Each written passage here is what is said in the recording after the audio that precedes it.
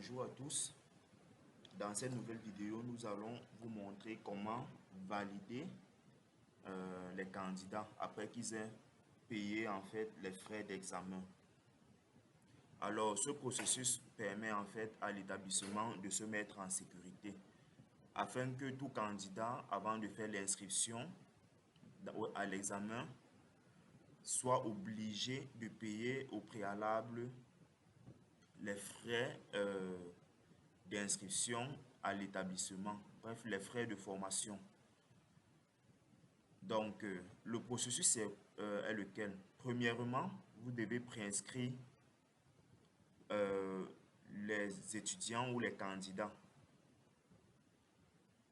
Une fois cela fait, lorsque le candidat va arriver au niveau 2 ou au niveau auquel il doit y être avant de pouvoir composer l'examen, le candidat ira payer les frais d'examen grâce à son code de préinscription qui est généré lorsque vous préinscrivez le candidat.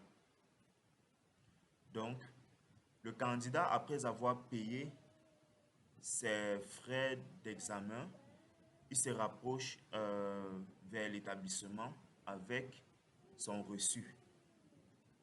Et vous, l'établissement, vous venez dans la plateforme pour valider ces informations. Vous ne validerez que si et seulement si il a également réglé les frais de l'établissement. Et cela ne se règle pas par la plateforme, cela se règle à l'établissement avec vous uniquement. Donc les frais d'examen uniquement se payent directement à partir de la plateforme. Donc, nous allons nous rendre dans le menu établissement, nous connecter avec notre établissement. Donc là, on entre le code de l'établissement, le mot de passe, on coche sur « Je ne suis pas un robot », on clique sur « Connexion ». Une fois ici, on se rend sur « Code d'inscription ». Pourquoi code d'inscription? Parce que lorsque vous validez l'inscription d'un candidat, son code d'inscription est automatiquement généré. C'est lorsque vous validez les informations d'un candidat, son code d'inscription est automatiquement généré. C'est ce code d'inscription qu'il va donc utiliser pour faire son inscription. Donc, on va choisir niveau 2. C'est au niveau 2 qu'on compose l'examen de BTS, pour la plupart des filières en tout cas, des options. Alors, je vais cliquer sur Afficher. Ici, j'ai l'ensemble des candidats qui ont payé leurs frais. Le montant ici, en fait, ça c'est parce que nous sommes en test ou en démonstration. Le montant réel correspond au montant qui est payé à la commission, dans le compte de la commission. Donc, ne vous fiez pas à ce montant-ci. Ici, vous pourrez voir les différents statuts des candidats. Ceux qui sont déjà approuvés passent à approuver. Ceux qui sont en attente, ceux qui n'ont pas encore été approuvés restent en attente. Il y a par exemple ce candidat-ci qui est encore en attente. Alors, on va approuver son paiement. Lorsque je clique sur approuver, on me donne une information pour confirmation. Voulez-vous vraiment approuver et générer le code d'inscription de cette candidature? Sachez que cette opération est irréversible.